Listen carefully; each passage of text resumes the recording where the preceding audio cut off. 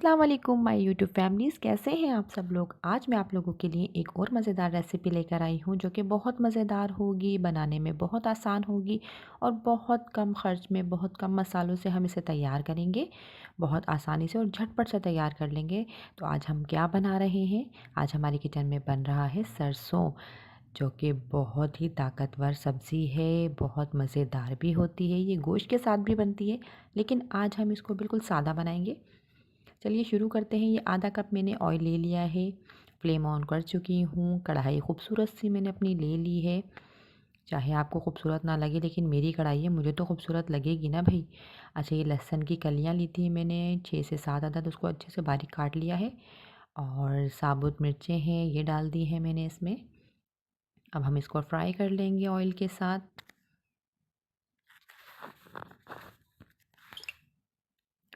तब तक हमें इसको फ्राई करना है जब तक इसका कलर चेंज ना हो जाए। इसका कलर चेंज करना है ताकि इसका फ्लेवर सारा ऑयल में आ जाएगा, जो कि हमारी सब्ज़ी में आएगा तो बहुत मज़ेदार लगेगा। अब हमने ये टमाटर शामिल कर दिए हैं। 2 बड़े साइज़ के टमाटर लिए थे, वो मैंने इसको बारीक चॉप करके और इसमें डाल दिए हैं ऑयल में। आप अगर मेरे चैनल पर नए हैं तो आप जल्दी से चैनल को सब्सक्राइब कर लीजिए, लाइक भी कर दीजिएगा और बेल का बटन भी ज़रूर दबा दिया करें ताकि हर आने वाली नई वीडियो मेरी आपको सबसे पहले देखने को मिल जाए। ये देखिए, टमाटर नरम हो चुके हैं और हम ये जितना भी काम कर रहे हैं वो तेज़ आंच पे कर रहे हैं ताकि झटपट से तैयार हो जाएगी हमारी सब्ज़ी। और ये कुछ मसाले हैं, ये कुटी हुई लाल मिर्च, हल्दी और नमक हस्बे ज़रूरत। हल्दी आधी चमची ली है और कुटी हुई लाल मिर्च मैंने 1 चम्मच लिया है। और अगर कुछ आपको ना समझ में आए तो आप मुझे कमेंट करके पूछ सकते हैं, मैं कोशिश करूँगी आपकी हर सवाल का जवाब देने की। ये देखिए, मसाला कितना अच्छा सा हो चुका है। अब हम इसके अंदर सब्ज़ी शामिल करेंगे। ये पत्ते वाली सब्ज़ी है सरसों।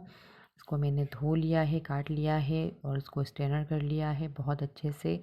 अब हम इसके अंदर शामिल करेंगे। इसका अपना पानी बहुत होता है। ये देखिए, इसको बस अच्छे से इसको इस तरीके से हल्के से कर देना है, ज़्यादा नहीं करिएगा, क्योंकि इस टाइम पे अगर आप करेंगे तो नहीं होगा, क्योंकि इस टाइम पे फुल भर चुका होता है आपका बर्तन, तो इस टाइम पे आपसे मिक्स नहीं होगा। तो हमें बिल्कुल भी ज़रा सा भी परेशान होने की ज़रूरत नहीं। अब आप इसको कवर कर दीजिएगा, किसी भी बर्तन से इसको कवर कर दीजिएगा। सिर्फ 5 मिनट के बाद ही आप देखेंगी, जब सब्ज़ी अपना पानी छोड़ेगी तो ये ख़ुद थोड़ी सी कम हो जाएगी।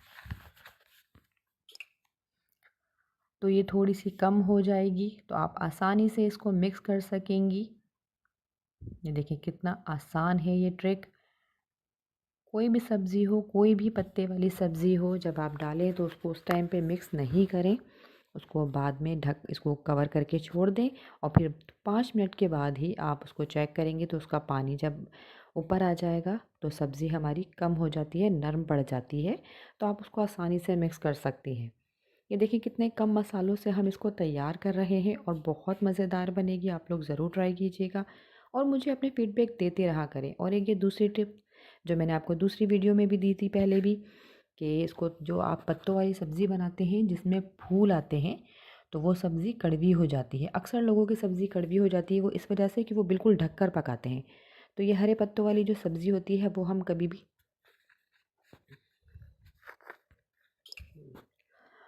कभी भी ढककर नहीं पकाएं तो उससे हमारी सब्ज़ी कड़वी नहीं होगी। उसको थोड़ा सा छोड़ दिया करें।